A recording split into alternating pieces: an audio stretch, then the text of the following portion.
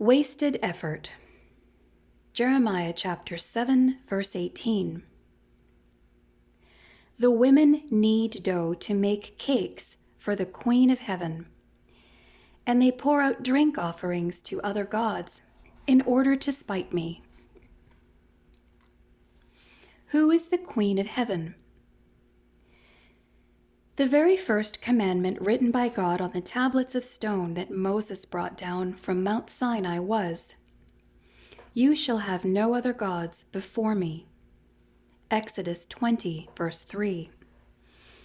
Idolatry in any form has always been forbidden, and yet it persisted throughout the history of the Israelites and remains a major spiritual problem throughout the world.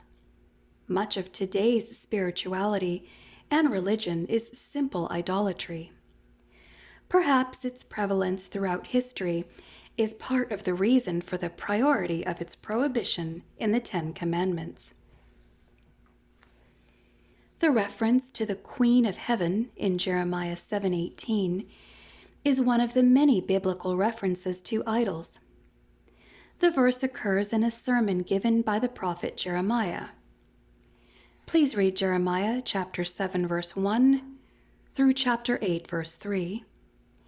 At one of the 7 gates to the temple court in Jerusalem about 608 BC. In his message of judgment to the southern kingdom Judah, the nation Israel divided into the northern kingdom Israel and the southern kingdom Judah following King Solomon's death in 931 BC. Jeremiah denounces the idolatry and false religious practices of Judah's inhabitants. The people believed that judgment would not come to Jerusalem because it was the site of the temple. Yet the people weren't using it as a talisman and a source of protection. They believed that regardless of their pagan practices or spiritual hypocrisy, they would be safe from invasion or judgment. But God declared through Jeremiah that he would not tolerate their idolatry. God cites one example of Judah's idolatrous worship, stating that throughout the nation, people were kneading dough to make cakes for the Queen of Heaven. They were preparing food offerings for an idol. The cakes were actually formed in the image of the idol, see Jeremiah 44:19, and then offered along with wine.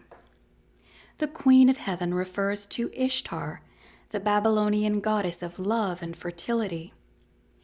Ishtar was one of the many false deities in Mesopotamia, Canaan, and Egypt, and was known throughout the area specifically as the Queen of Heaven, or the Mistress of Heaven. Idolatry in any form or age is a rejection of God's sovereignty and power. Idolaters abandon the biblical worldview and faith in God in favor of a futile and frivolous object or idea. The practice of idolatry in Judah was not something new for God's people. According to Amos 5:6, the Israelites had a long history of slipping into idolatry, even carrying idols with them during their 40-year wanderings in the wilderness after God delivered them from slavery in Egypt. Wherever the Israelites lived, idolatry was an issue.